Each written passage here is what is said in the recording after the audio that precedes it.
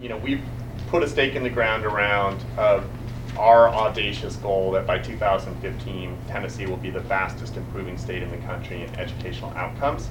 And that will be measured based on progress on NAEP, progress on ACT, and ultimately on post-secondary attendance. And we're not going to be number one in outcomes. We're not going to go from 46th in math to first, but we should be first in rate of improvement and growth. Some areas, I think, where the progress is really, really strong, and some areas where we're not making sufficient progress and we've got to double down. So I think math and science across all grade levels, we see really good progress.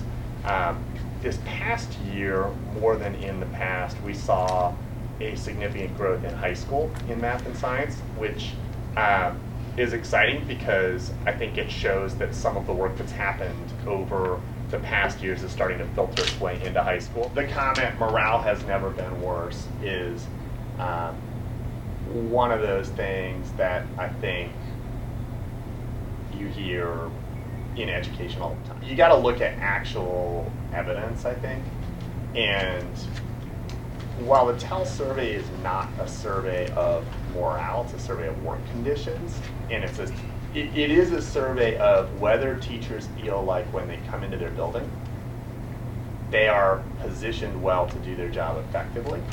And 61,000 teachers took the TEL survey last year, and not only were results higher on almost every single thing than they were in 2011, but they were objectively high as well. I would also say on that point, my morale would be low if people came to me and said, "You're never going to get a raise again," which people have said to teachers and isn't true.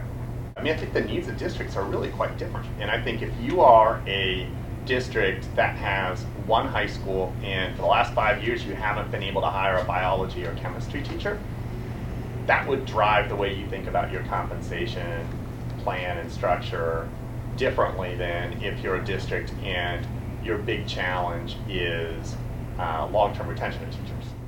When you try to change something that is as deeply entrenched and personal as a public education system, you're going to see that kind of response. And I think a lot of the conversation is change versus no change.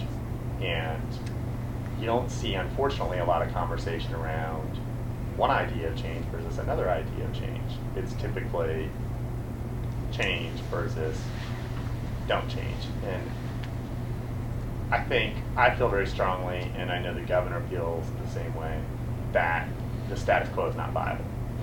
It's not viable for the state. And